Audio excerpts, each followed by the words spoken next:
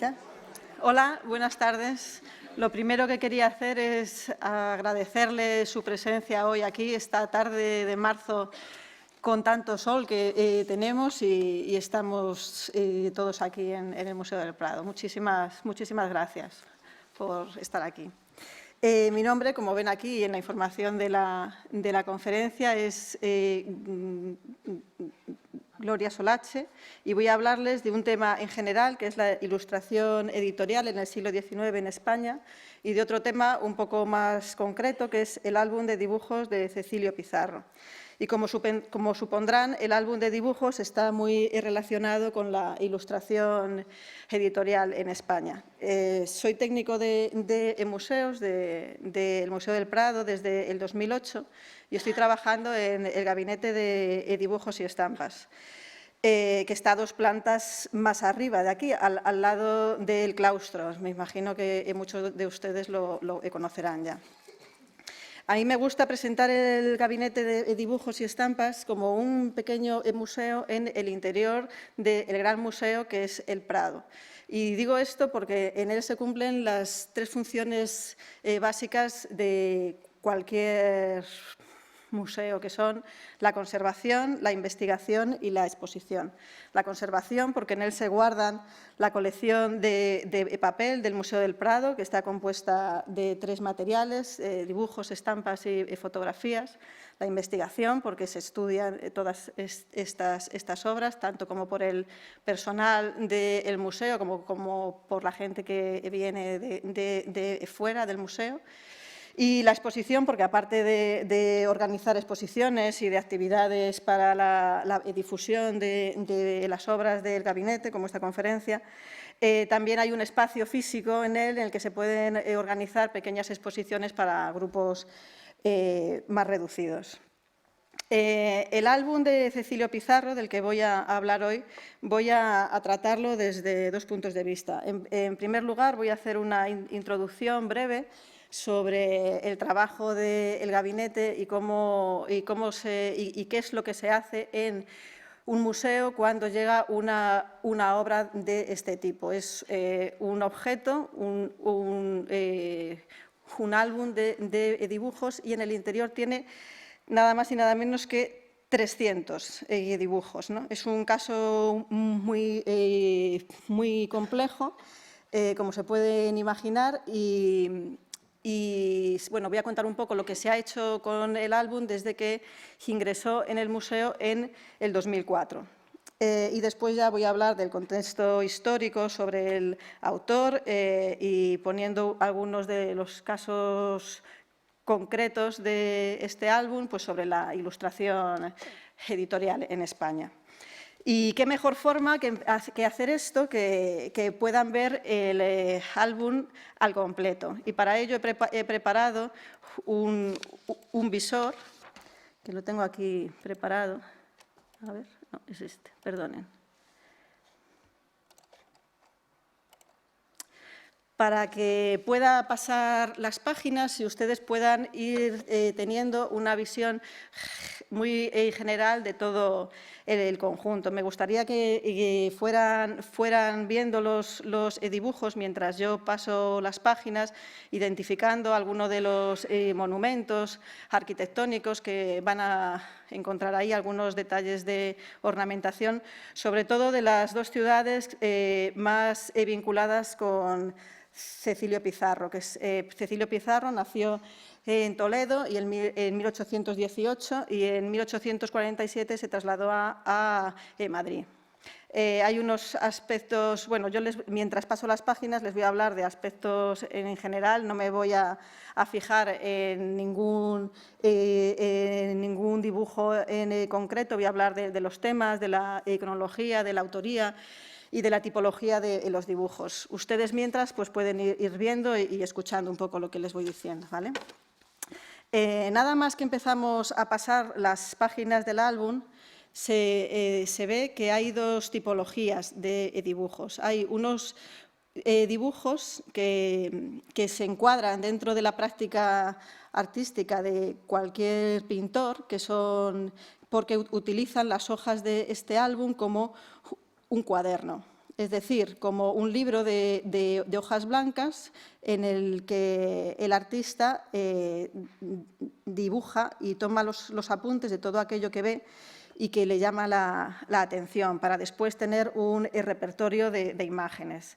Y después tenemos otra tipología de dibujos, como pueden ver, que son otros más pequeños y que están pegados en los huecos que han dejado los primeros. Los primeros dibujos, como ven, son escenas de la vida cotidiana de Toledo. Otras escenas de monumentos arquitectónicos tienen firma y fecha. Se fechan a partir de 1840 y antes de que el pintor se trasladara a Madrid en 1847. En general, están los segundos dibujos, los que se pegan en los huecos en blanco que han dejado los primeros, están fechados en la segunda mitad del siglo XIX y tienen unas características algo diferentes a los primeros. Son dibujos muy lineales, sin apenas ningún tipo de sombreados, y que nos recuerdan al lenguaje de blancos y negros propios del grabado. Con ello podemos entender dos momentos en la realización de este álbum. Un primer momento en el que el artista, como he dicho, utiliza las hojas del álbum como un cuaderno de artista, que va tomando los apuntes del natural, y un segundo momento en el que completa el repertorio con multitud de otros dibujos de un tamaño más pequeño. Los temas corresponden a los que encontramos en revistas y en publicaciones del siglo XIX. Además de la noticia gráfica o de acontecimientos que ocurren durante la vida del pintor, en su mayoría son monumentos arquitectónicos de la Edad Media y del Renacimiento, la ruina, muchos de ellos en ruina, que nos presenta el estado de conservación que tenían estos monumentos o detalles escultóricos. En muchos casos, estos dibujos son los únicos testimonios visuales que nos quedan de muchas de estas arquitecturas. Hay que entender los dibujos de ruinas desde no solo como la representación del estado de conservación del edificio, sino también bajo los postulados del romanticismo, como la representación del legado monumental que se ha perdido o lo efímero de la condición humana. En España, durante el siglo XIX, a partir de la ocupación napoleónica, las desamortizaciones que vinieron después durante los años 30 y los planes urbanísticos tuvieron un efecto devastador entre el legado monumental. Muchos de los edificios de la Edad Media y del Renacimiento presentaban un estado de ruina y necesitaban una rehabilitación urgente. En todo el territorio nacional hubo numerosos derribos. Ante este panorama de pérdida, la sociedad del siglo XIX reaccionó y hubo un movimiento de salvaguarda en defensa del patrimonio. Desde 1844, con las comisiones provinciales, tuvieron como objetivo redactar catálogos. Los primeros catálogos de piezas museísticas se hacen en este momento, los informes sobre el estado de conservación de muchos de los edificios, excavaciones arqueológicas. También se hicieron campañas de restauración y se crearon los primeros museos provinciales. Entre los artistas y las editoriales del XIX se sumaron a este movimiento de salvaguarda y se empezaron a publicar numerosos libros ilustrados con aguafuertes y con litografías. Se puede diferenciar estas publicaciones de carácter cultural, ilustradas, como he dicho, con aguafuertes y litografías, cuyos autores españoles, por ejemplo, pues son Patricio de la Escosura, Genaro Pérez Villamil o Javier Parcerisa, que tomando ejemplo de los ingleses que habían estado en España tomando vistas del natural y haciendo también algunas ilustraciones, como David Roberts y Frederick Lewis. Pero, aparte de estas publicaciones de carácter cultural, hubo otras de carácter más popular, que era la prensa ilustrada. Eran periódicos ilustrados con silografías. Estas publicaciones tenían temas de todo tipo, de actualidad y de otras cosas, y fueron muy del gusto de la sociedad del 19. En cuanto a los dibujos que vemos aquí de pequeño formato, tienen algunos aspectos formales que nos hablan, como he dicho, de la relación con la silografía. Tienen pequeño tamaño, algunos están realizados en papeles de calco, y esto del papel de calco nos dice que han sido utilizados para el traspaso. Encontramos otras señales de este traspaso, como un cuadriculado, un repaso de los contornos con estilete, ennegrecimiento del reverso, y como vemos en algunos de los dibujos, si se han fijado, en las esquinas superiores hay muchas veces un lacre en rojo. Esto nos indica que han sido copiados. Hay un dibujo en el que se han puesto esas esquinas de lacre, se ha puesto por encima otro papel, normalmente un calco, se ha copiado y ese calco se ha traspasado a otra superficie. Con esto nos habla del proceso de trabajo de todo esto, ¿no? Nos dice que hay un primer dibujo que se toma del natural, con mayor cantidad de sombreado. El dibujo se calca a través de un papel transparente, y ese calco es el que se traslada a la matriz para después pasar al grabado. Esto se ha comprobado localizando muchas de las silografías que se publicaron en el 19 y viendo que coinciden exactamente con muchos de los dibujos en su tamaño y en los temas. Después pondré más ejemplos de esto para que lo puedan ver. Los temas no son solo escenas del natural, también hay algunos dibujos que se han basado en modelos previos, en otros dibujos del propio artista o de otros artistas, en grabados y en fotografías. Hay paisajes, vistas de ciudades extranjeras tomados a partir de fotografías, piezas museísticas que coincide con la publicación de los primeros catálogos, como piezas de la armería, la Real Armería. Hay objetos de orfebrería, custodia, cálices, piezas que se acababan de localizar en excavaciones que se hicieron a mediados del siglo XIX, como el Tesoro de Guarrazar, los jarrones de la Alhambra de Granada, estatuas de época de Roma. Y al final del álbum vuelven las escenas de la vida cotidiana de Toledo, y hay un pequeño conjunto que empieza aquí, que empieza con estos retratos de personajes que parecen personajes que están tomados de la literatura y en escenas muy teatralizadas. Los hemos relacionado con lo que decía Osorio y Bernard en la galería biográfica sobre el autor, que decía que en los años de Toledo, en los años en los que estuvo allí, además de realizar pinturas de vistas de la ciudad, hizo algunas pinturas de escenografías de teatro, y estos dibujos de estos personajes relacionados con la literatura del Siglo de Oro se pueden relacionar con esta actividad de Cecilio Pizarro. El álbum se acaba con este dibujo a lápiz del Puente de Alcántara de Toledo. Muy bien, entonces ahora volveremos al PowerPoint.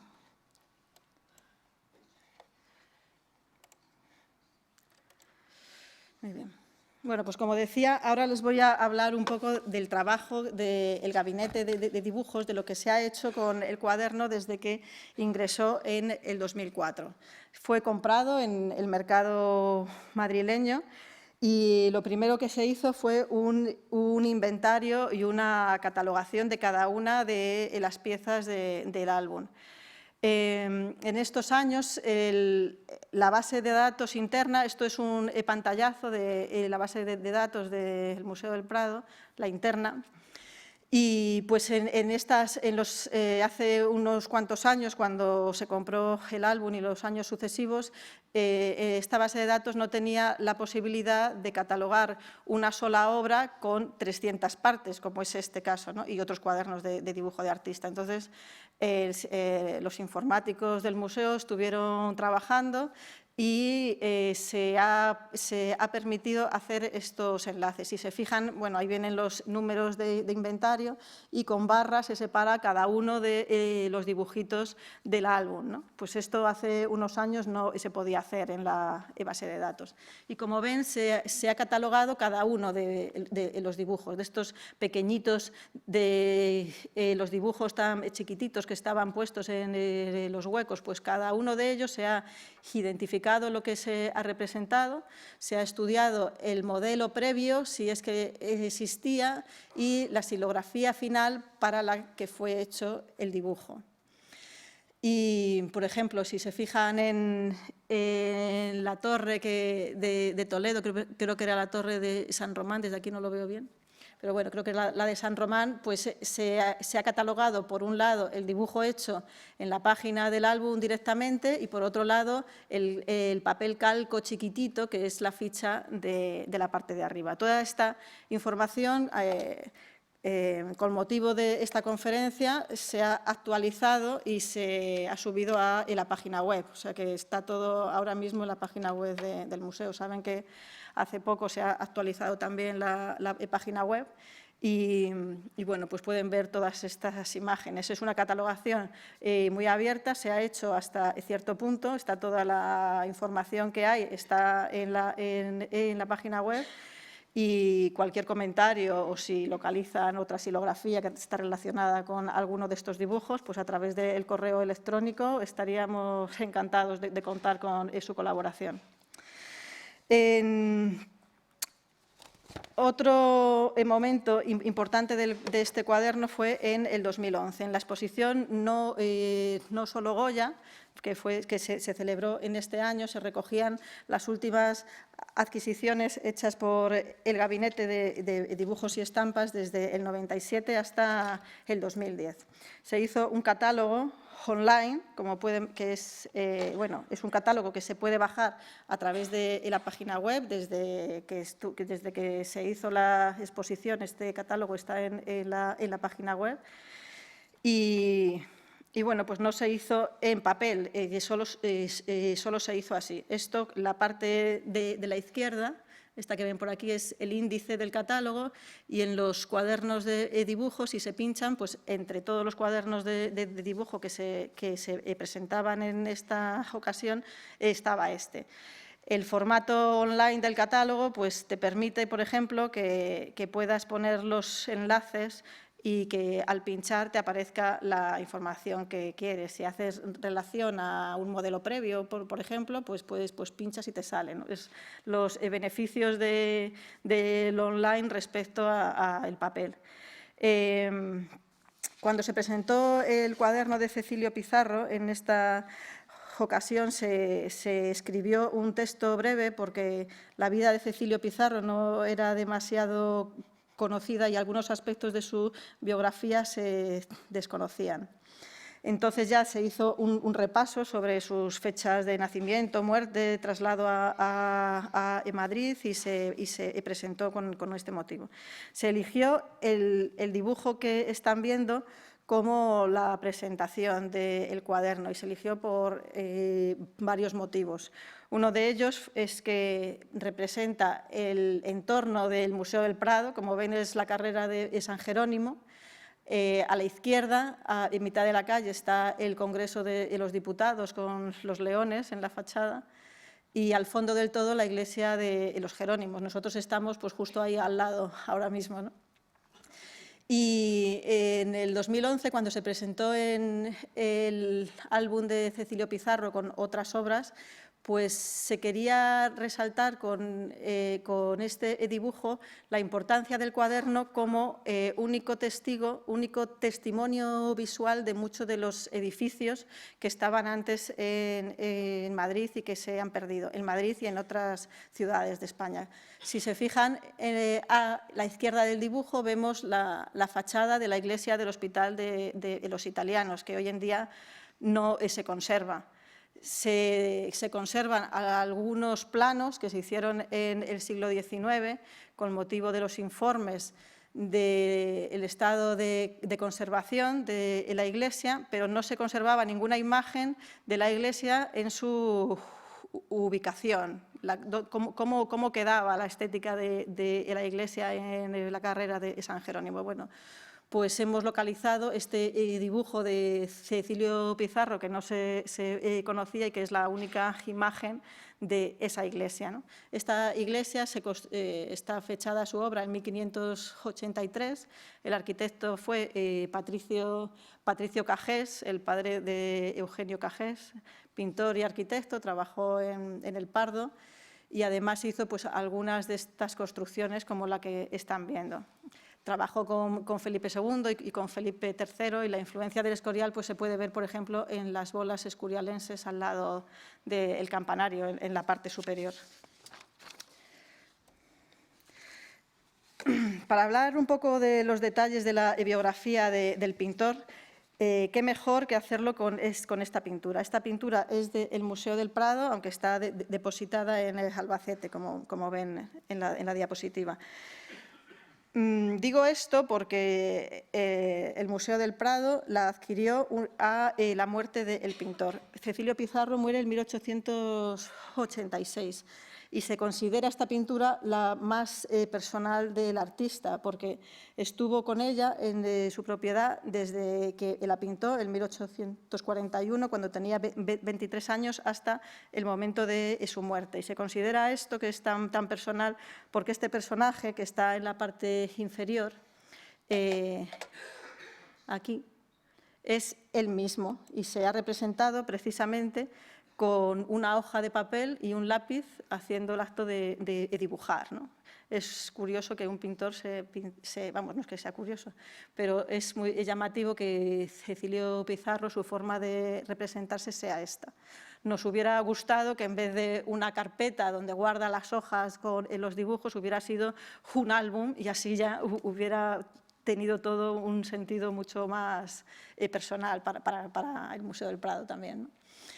Cecilio Pizarro nace el 1 de abril de 1818, según su partida de bautismo, y según esta partida de bautismo también se recogen otros detalles de su biografía, como por ejemplo dice que fue recogido en los pocos días de su nacimiento en el colchoncillo de la catedral y trasladado a la Inclusa de Toledo, que entonces estaba en el Hospital de Santa Cruz.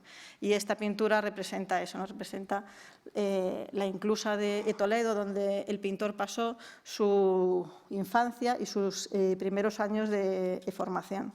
Con 15 años ingresó en la Real Escuela de Dibujo y Nobles Artes de Santa Isabel y fue nombrado profesor suplente en 1839. Su paso por la Real Escuela significó para Pizarro contactar con el mundo artístico de Toledo y el mundo editorial también.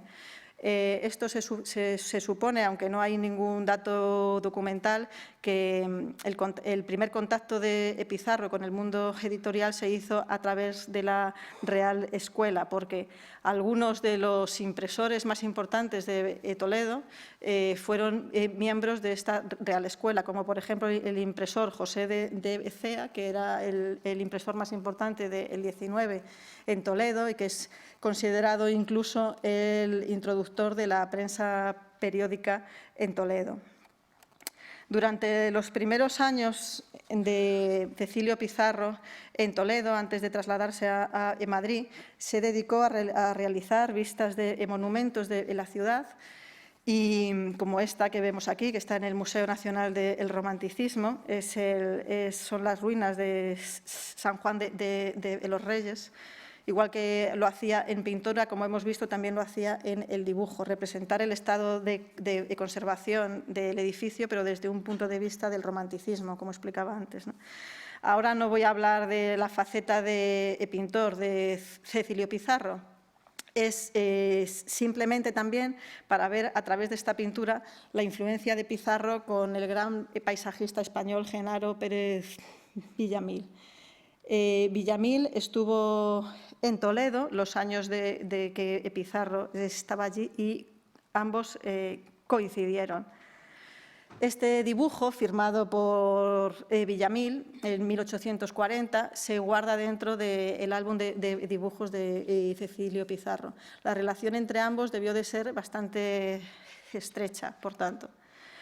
El díptico que están viendo está en una de las salas del Museo del Prado. Si quieren, cuando termine esta conferencia pueden ir a verlo. Está en la sala 63B, se compró en el 2011 y se ha restaurado y ahora lo podemos ver en este estado de conservación tan impresionante, ¿no?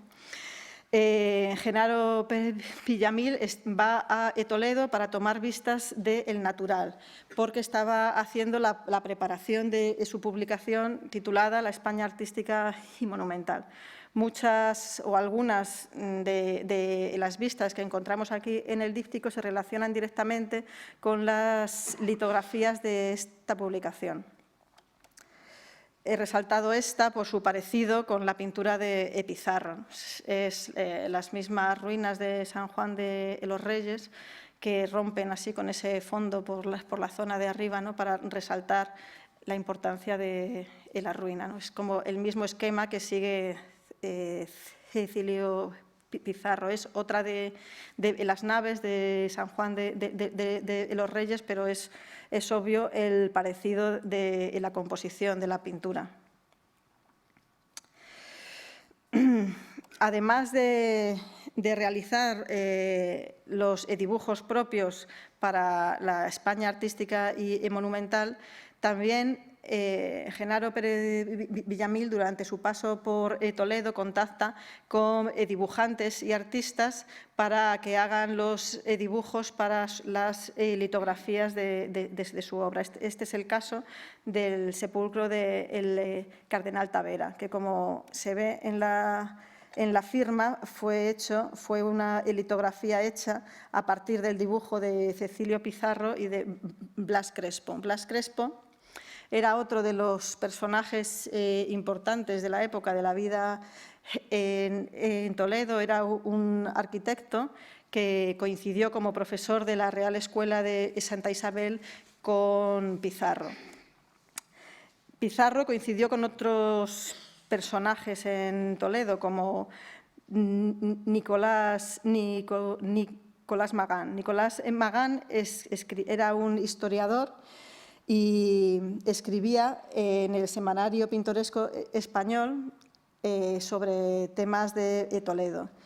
Se sabe que existía una correspondencia entre Pizarro y Nicolás Magán y que Pizarro le enviaba, aparte de aportaciones artísticas sobre algunos monumentos de Toledo, le enviaba los dibujos para que se publicaran en el Semanario Pintoresco Español.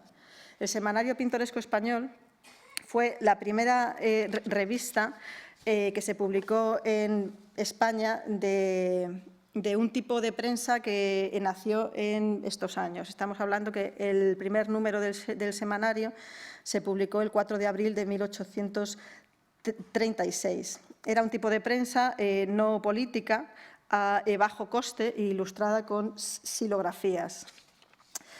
Mesonero Romanos, que fue el director del semanario y el fundador de esta revista, en el primer número que he citado, escribe una introducción sobre la revista que voy a leerles para que vean las intenciones que tenía con ellas, ¿no? Bueno, y un poco las influencias de por qué nace este tipo de revistas en el siglo XIX y en esta época. Dice Mesonero Romanos: escribiremos para toda clase de lectores y para toda clase de fortunas. Pretendemos instruir a los unos, recrear a los otros y ser accesibles a todos. Solo cumpliríamos una parte de nuestra intención si no hubiéramos procurado dar a nuestro semanario la misma forma pintoresca de los publicados en Francia e Inglaterra. Harto culpables son los obstáculos con que tendremos que luchar para ello, por el notorio atraso de las artes tipográficas entre nosotros. Pero esto no es razón para dejar de intentarlo. No queriendo limitar nuestro periódico a reproducir los dibujos y artículos de los que de esta clase se publican en el extranjero, hemos contado con el auxilio de varios distinguidos artistas nacionales y otros venidos expresamente de París, los cuales nos ofrecen en el dibujo y en el grabado la corrección que puede observarse. Esta xilografía, publicada en 1837 en esta revista, es la que se considera la primera xilografía que aparece publicada a partir de un dibujo de Cecilio Pizarro. En la parte inferior de la izquierda verán las iniciales CP de este artista, ¿no? En esta xilografía podemos observar la tosquedad en el grabado. Cuando Mesonero Romanos intenta empezar este semanario pintoresco, se encuentra que en Madrid no hay un conjunto de grabadores importantes que se dediquen a la xilografía para la prensa, no hay nadie. Entonces, él,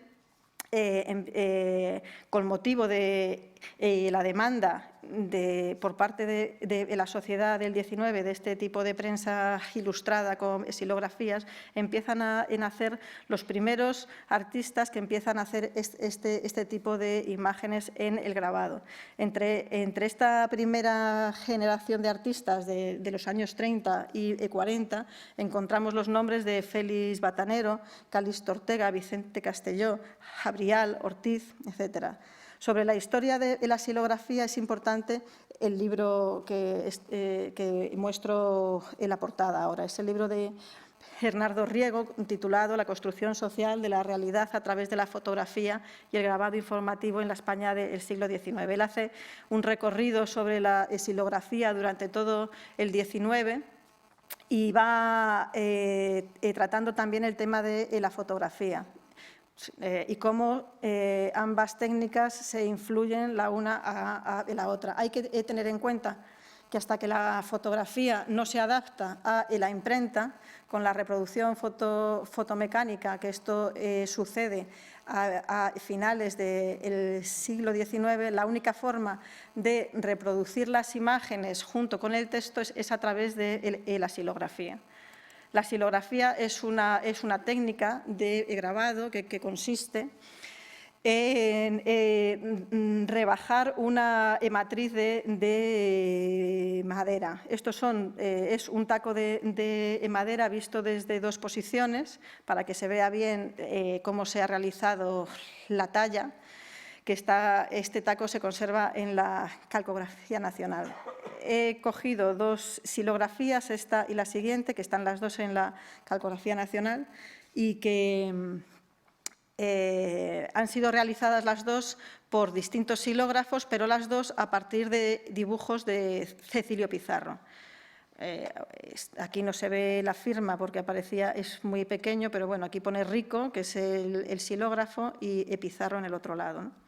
La xilografía se diferencia de la entalladura o grabado en madera a la fibra en la dureza de la matriz. La matriz es muchísimo más dura, se rebaja con los mismos instrumentos que se utilizan para el grabado en metal, los buriles, y tiene la característica que, al ser la madera más dura, permite hacer una línea muchísimo más fina y hacer unas ilustraciones más ricas, ¿no? Eso se ve muy bien en este otro ejemplo de La Puerta del Sol. Es un taco de madera igual, y si se fijan en este detalle de abajo a la derecha, verán que son unas líneas muy, muy pequeñas realizadas con el instrumento del buril, ¿no? consistía en ir rebajando, en ir vaciando el taco de madera en las zonas que después van a ser el blanco de la estampa y dejar en relieve lo que serán los negros. Esta matriz después se entinta y todo ello conforma la página del periódico. Esto se ve muy bien en la anterior, ¿no? Esto es una orla probablemente de una portada de un libro. Aquí, en el interior del hueco, irían los taquitos de las letras del título del libro.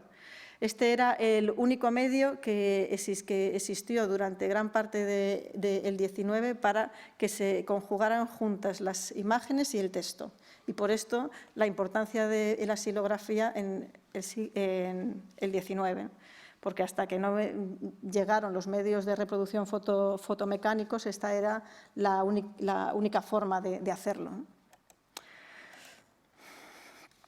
Esto es un artículo publicado en una revista en Londres, el 2 de agosto de 1856, que se titula «Cómo se ilustra un periódico», y cuenta a través del texto y de las xilografías pues cómo se hace una xilografía en un periódico de gran tirada como este, el Franks Leslie Illustrated Newspaper, que a mediados de siglo en Londres tiene gran tirada y hay unos talleres especiales donde se hacen todo este tipo de trabajo.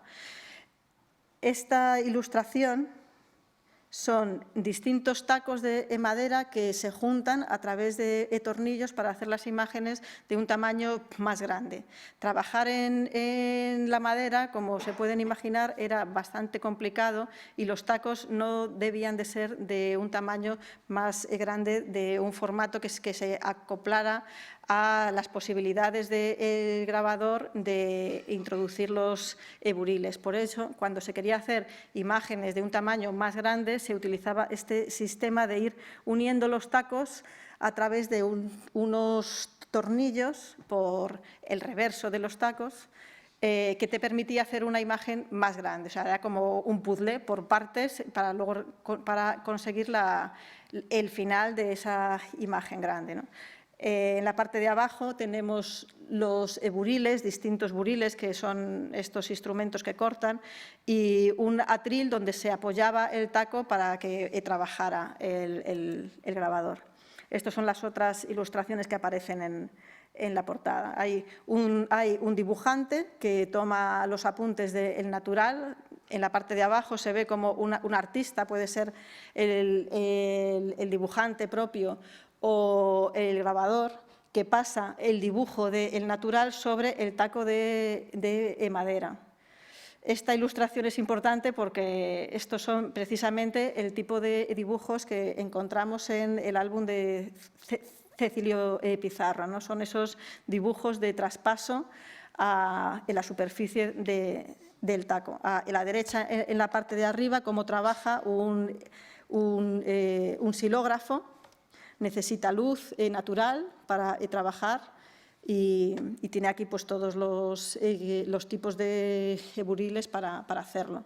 Y por último, un cajista, pues lo que es un maquetador hoy en día, con el ordenador va encajando textos y imágenes, pues esto era como lo hacían en el siglo XIX los cajistas con los moldes donde iban acoplando los tacos del texto y los tacos de las imágenes, ¿no?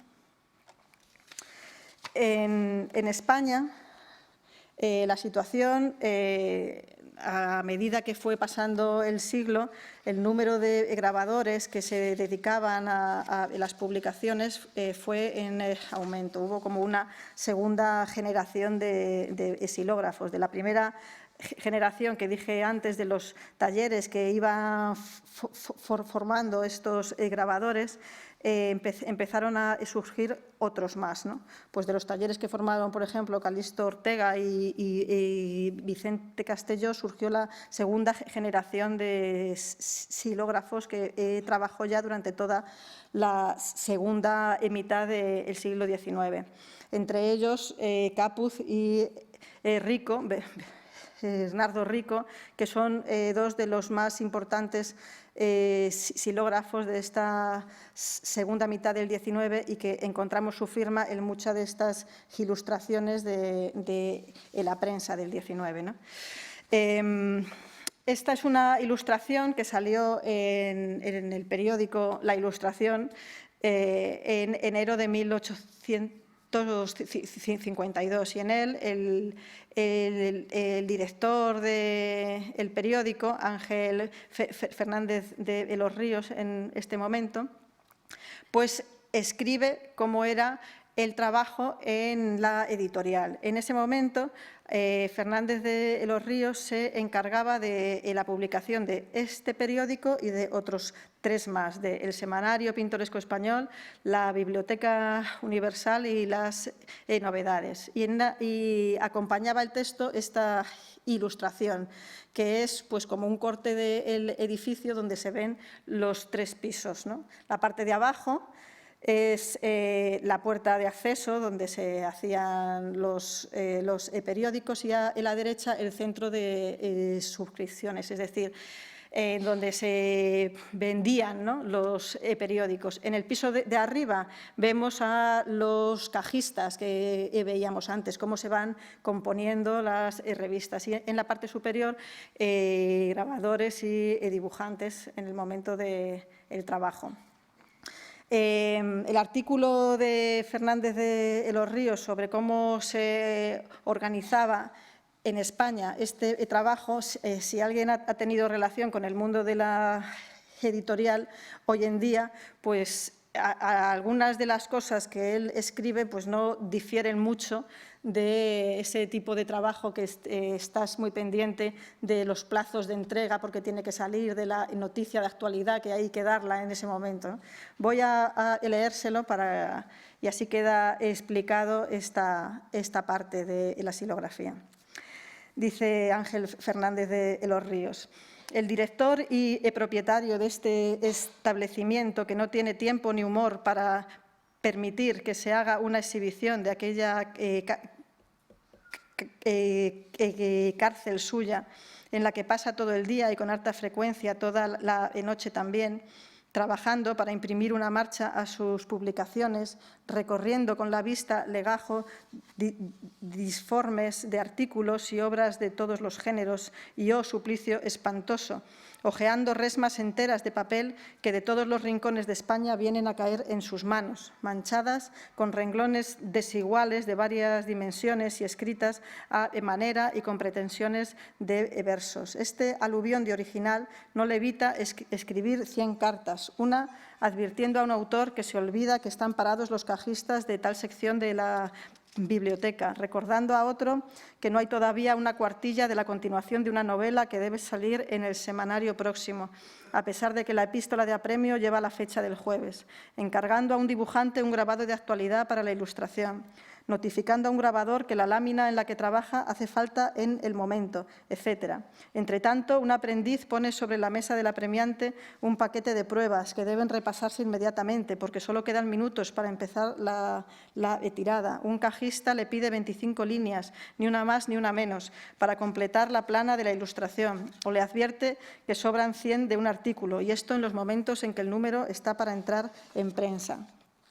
Añade, además de esto, una descripción también de cómo funcionaba el trabajo entre el dibujante y los xilógrafos, que voy a continuar leyéndolo porque viene mucho al caso para entender el cuaderno de pizarra. Desgraciadamente en España, por razones que no son de este lugar, cada grabador trabaja aisladamente o, cuando más, ha ayudado de algunos aprendices. No hay todavía, ni le habrá probablemente, un taller de grabado en grande, en el que varios artistas inteligentes trabajen bajo la dirección de una sola persona, que, conociendo la especialidad de cada cual, haga que las láminas pasen por mano de todos, para que uno, por ejemplo, raye los cielos, otro pique los árboles, otro grabe las carnes y los paños, otro haga los terrenos, etcétera, etcétera, y que dé, en fin, la última mano a la obra, retocándola escrupulosamente. Este sistema, planteado generalmente en el extranjero, no solo facilita la perfección de los grabados, sino que, buscando en cada individualidad aquello para lo que es más apta y más expedita, abrevia extraordinariamente los trabajos y hace posibles estas grandes láminas, cuya oportunidad admiramos en los periódicos pintorescos y a las cuales tenemos en España que renunciar con harta frecuencia. Efectivamente, pues una de las escenas importantes que tenían que publicar este tipo de periódicos eran las noticias de actualidad. Este, por ejemplo, es en la portada del 19 de julio de 1851, se dedicaba un artículo al incendio del Hospital de Mujeres Incurables de Madrid y se escribía sobre ello, ¿no? Precisamente de esta ilustración tenemos en el álbum el dibujo de Cecilio Pizarro. Es un dibujo tomado del natural, se le ve hecho con un trazo muy rápido y que en la parte superior vemos lo que decíamos de las señales del lacre y de restos de un papel de calco. Es curioso ver cómo fue el dibujo previo y el resultado final de la silografía. Si bien el silógrafo tenía que interpretar y la silografía tenía un lenguaje visual muy claro, tenía que a través de las líneas del grabado dejar clara la composición. No podía haber un exceso de información. Por ejemplo, el número de personajes que hay en la parte superior del tejado pues son eliminados por unos cuantos menos. Se entiende la escena, no es necesario más, ¿no? Y los bomberos que están en el tejado pues le ha puesto la manguera para que se entienda bien la función de esto. Hay ligeros cambios, pero que son los que se atribuyen a esto. Si tomamos las medidas del dibujo y del taco de madera, teniendo en cuenta que en el taco de madera se ha grabado más la parte de arriba del humo del incendio, las medidas son exactas entre el dibujo y el taco y la silografía final que apareció en la revista. También había artículos de información, no tanto de noticia gráfica como de información. Esta es la fábrica de tabacos en 1853. La fábrica de tabacos, como saben, estaba en la calle de Embajadores. Aquí se representa en el dibujo de Pizarro, es un dibujo más tranquilo que el otro que veíamos de un trazo más rápido. Probablemente Pizarro a lo mejor se trasladó a la fábrica para tomar un apunte del natural, pero después pues para hacer estas arquerías se ve que están muy repasadas con tinta, ¿no? No es tanto un dibujo rápido y espontáneo como el de la noticia gráfica, sino que es para un artículo de información, que tampoco era que corriera una prisa en exceso, ¿no? Es la sala de las cigarreras y en donde se secaba el tabaco, la sala de joreo.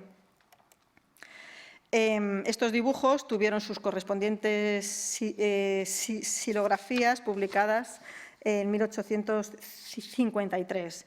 Y he puesto estas dos fotos para que se vea cómo en el transcurso de 3 años se vuelve a publicar el mismo taco de madera en otro periódico, pero que era de la misma editorial, ¿no?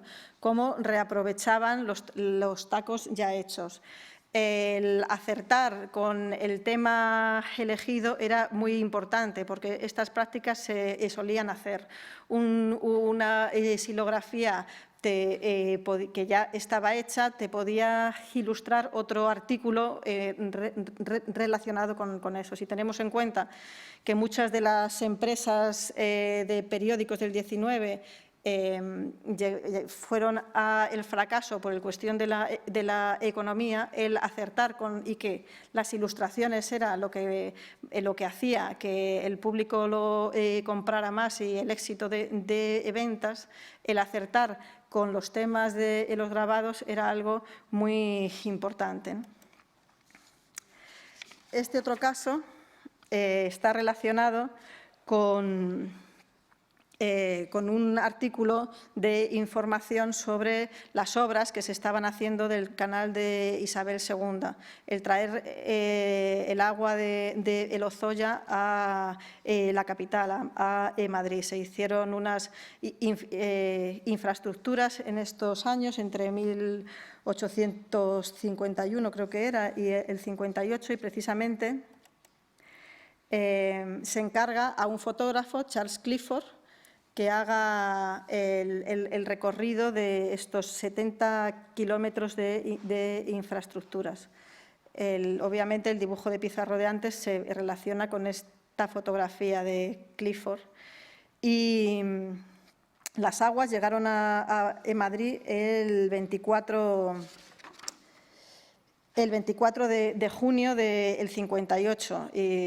El 30 de junio ya se publicaba el artículo. Si tenemos en cuenta cómo funcionaba la editorial en estos años, pues es bastante poco tiempo, ¿no? Y las noticias de actualidad sí que podían salir.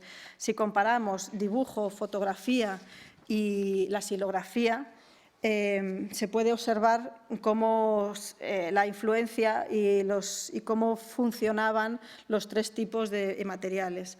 El modelo previo, la fotografía, el dibujo, que se ve que es un dibujo de estudio, porque incluso el arco del acueducto parece que está hecho con un compás. Esto no se hace el natural, ¿no? O sea, si vemos ese tipo de dibujos, pues se intuye que el artista lo ha tenido que hacer en plan más tranquilo en su estudio, ¿no? Con regla incluso también. Entonces eso nos indicaba que era probable que hubiera utilizado un modelo que no fuera del natural. Cuando se localizó, se identificó con la fotografía de Clifford, pues estaba todo el conjunto solucionado. La fotografía hay que tener en cuenta que nace en el 39 y hasta finales de siglo, durante todo el siglo XIX, el lenguaje visual de la fotografía se va desarrollando, ¿no? Y al principio los fotógrafos siguen el esquema visual de la xilografía y en este ejemplo se ve muy claramente. Es una fotografía, sí, pero es una fotografía muy clara, casi como si fuera una xilografía. No es tanto, o sea, es una xilografía hecha a partir de una fotografía, pero el fotógrafo ha seguido el esquema visual del xilógrafo. Ha colocado el acueducto bien encajado en la foto, unos personajes en el primer plano para ver la escala del edificio, que era un recurso muy habitual entre los grabadores y los artistas. Y es tanto que el xilógrafo ha tenido que quitar muy pocos elementos de la fotografía para que sea clara, ¿no? En este ejemplo yo creo que se ve bastante lo que se ha escrito en algunas ocasiones sobre esto de la fotografía y cómo el arte gráfico en los primeros años de la fotografía, hasta que ya encuentra su lenguaje propio, es influida por otras técnicas que era lo que se conocía, ¿no? La sociedad entendía la xilografía, pero la fotografía costó que se habituara. Ya a finales del siglo ya esto cambia, pero en estos años de transición es interesante ver estas cuestiones. Este es otro ejemplo también, es el dibujo de Pizarro a la derecha, tomado de una vista de Egipto a través de una fotografía. Ya en el dibujo cambia la fotografía, pone un personaje en el primer plano, el recurso que decíamos antes para ver la escala y la profundidad, una palmera, también para ir marcando la profundidad. Y el xilógrafo pues, toma el ejemplo del dibujante para hacer su obra, ¿no? Hay que tener en cuenta que el que se haya conservado el álbum de Cecilio Pizarro en el estado que tenemos es casi un milagro, porque si entendemos este proceso en la editorial, los dibujos era como un modelo previo para el grabado, pero el valor que tenía el grabado era más que el dibujo. El dibujo era un previo, se trasladaba y ya no se necesitaba más, porque ya estaba hecha la matriz y se podían sacar todas las copias que se quisiera. Incluso hay alguna noticia de lo que pagó Ángel Fernández de Los Ríos por dibujos y tacos de madera, y el valor de los tacos de madera era 3 veces más que los dibujos. El dibujo simplemente era una cosa técnica y después se desechaba. Cecilio Pizarro pues, se encargó de ir recopilando estos dibujos y de guardarlos porque eran parte de su trabajo, ¿no? Por último, para terminar, voy a poner simplemente, voy a hacerlo así un poquito rápido porque veo que ya son casi y 25, y pues voy a tratar otro tema del álbum, que son las piezas de los museos, algunas de las que se conservan hoy en día, como esta estatua romana de la diosa Isis, que está en el Museo de Burgos y que fue encontrado en una excavación en 1853.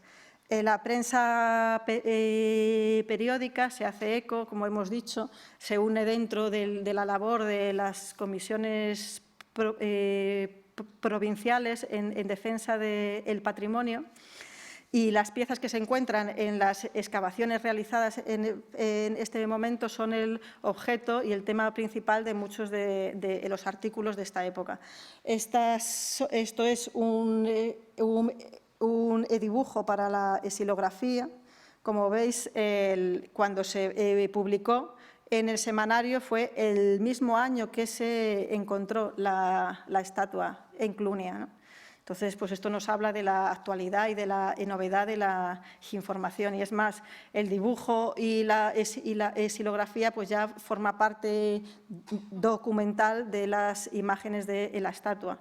Si comparamos el dibujo de cuando se encontró la estatua y el estado actual de conservación de la estatua, pues vemos que hay ligeras diferencias. Parece que el hombro de la derecha de la estatua, por ejemplo, estaba más completo, tenía más hombro y la túnica también estaba completa. Incluso el nudo de la túnica también estaba más completo antes. En el dibujo y en la estampa se ve que estaba entero. Si en algún momento se pretende hacer una restauración o una reintegración de la escultura, pues bueno, pues se tienen estas imágenes que tienen su importancia. Otra de las piezas museísticas es el tesoro de Guarrazar, que fue muy publicado durante todo el siglo XIX. Las excavaciones donde se encontraron el tesoro de Guarrazar tuvieron lugar entre el 58 y el 61, entre 1858 y 1861. En el cuaderno de Pizarro encontramos este dibujo de la corona de Recesvinto, que está hoy en día conservada en el Museo Arqueológico, y es curioso por la inscripción que tiene en la parte inferior, que pone «no la pierda». Y parece que Cecilio Pizarro hizo caso de ese «no la pierda» y guardó el dibujo en su álbum, y por eso ha llegado hasta nosotros. Son importantes estos dibujos porque son los primeros que se hicieron de estas piezas recién encontradas. Este es otro dibujo relacionado con la xilografía de la derecha. Estas otras coronas están conservadas en el Palacio Real hoy en día. Y para terminar, lo voy a hacer con esta otra pieza, que es una cruz procesional que hoy en día no se conserva. Se hizo el dibujo, se hizo la xilografía, se publicó su artículo, se publicaba diciendo que era una cruz procesional de la colegiata de la granja de San Ildefonso. Probablemente se perdió en un incendio que hubo en 1918 en el Palacio de la Granja, pero con lo cual estas son las únicas imágenes que hay de este objeto que se conozcan. A lo mejor se encuentran más, ¿no? Pero bueno, y haciendo el estudio del dibujo y de la xilografía, contactando con un experto en platería, con Javier Alonso de Benito, pues él nos comentaba que si bien en el artículo del Museo Universal, donde se publicó la xilografía, se dice que la cruz era de Juan de Arfe, pues hoy en día no se considera de Juan de Arfe, se considera de un platero de Segovia, de entre 1515 y 1530, pero no de Juan de Arfe. En todo caso, estas son las únicas imágenes que se conservan de un objeto que hoy se ha perdido. Es lo mismo que pasaba con las arquitecturas, que teníamos las imágenes en ruina de aquellos edificios y que son las únicas que hay, el testimonio que hay de que existieron, pues con los objetos y piezas de museo pasa también un poco esto, ¿no? Y para terminar, lo voy a hacer con la selección de esta página del álbum, donde se ven pues, ese puzzle de distintos dibujitos, cada uno con un tema distinto. Y simplemente les voy a decir que el trabajo que se ha hecho a través de la página web queda abierto para las colaboraciones que crean necesarias, y que con lo que podrán encontrar en la página web del trabajo que se ha realizado de este cuaderno, se quiere dar forma a este complejo puzzle formado por 300 dibujos, ¿no? Que son un testimonio único de la realidad artística y social cambiante a la que debieron de hacer frente esta generación de artistas multidisciplinares. Con esto termino.